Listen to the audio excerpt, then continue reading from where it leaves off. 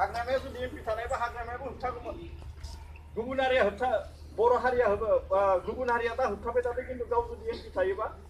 गावनि एमपिया होबथायोबाथ' बांसिन गाज्रिसिन जागौमोन नङा होमबा जोंखौ नाङाखौनो होननानै बुंबाय थादोंमोन खिन्थु दिनै जोङो मालायनि खुगाजों माने बेवहाय हाग्रामाया एसेबाबो दुर्बल जादों नेक्स्ट माने बिटिसि इलेक्सन फैबाय बिटिसि इलेक्सन फैखांनायनि उनाव बिथांमोननो 40 खान थाबाय जोंनियाव 7 खान दङबाबो खिन्थु अपोजिशनाव 20 खान थाबाय ना 40 खाननि बिथोराव बिथांमोननाव 20 खान जोंनियाव 20 खान थाबाय अपोजिशनाव बेवहायबो बिथाङा जोबोद दुर्बल जादों नै बेवहाय देरहादों दाख्लैबावैयो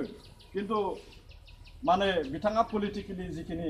स्ट्रं जानांगौमोन बेखिनि पलिटिकेलि बिथाङा स्ट्रं नङा आरो स्ट्रं नङिनि थाखायनो दिनै जि मोनसे थासारि जौगानायनिखौनो होननानै बुं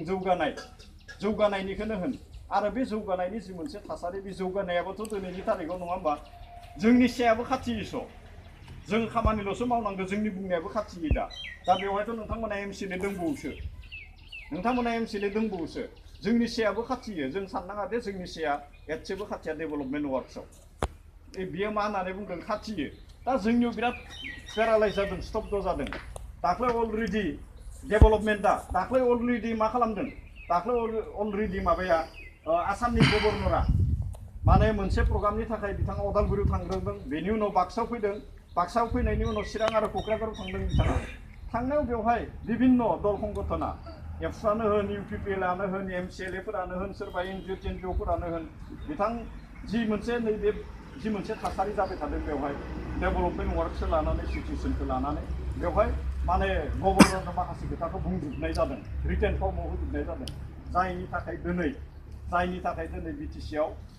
माने जि डेभेलपमेन्ट वार्कस बे डेभेलपमेन्ट वार्कसआबो बिराद लाइनाव फैनो गोनां जादों दा बेनिखायनो मा होननानै बुंदों दे जोंनो जुदि अपसनखौ जुदि रायजो राजाफ्रा नागिरामोनबा नैबे एमसिएलएआबोथ' देरहानाय नङामोन नङा होमबा जुदि रायजो राजाया बिपिएफनि जुदि बिकल्प जुदि नागिरामोनबा बिथांमोननि बसुमतारियाबोथ' देरहानाय नङामोन नागिरदों आरो बेनिखायनो जोङो बेखौ होनांगोन आरो होनो थाखायनो जोङो खामानि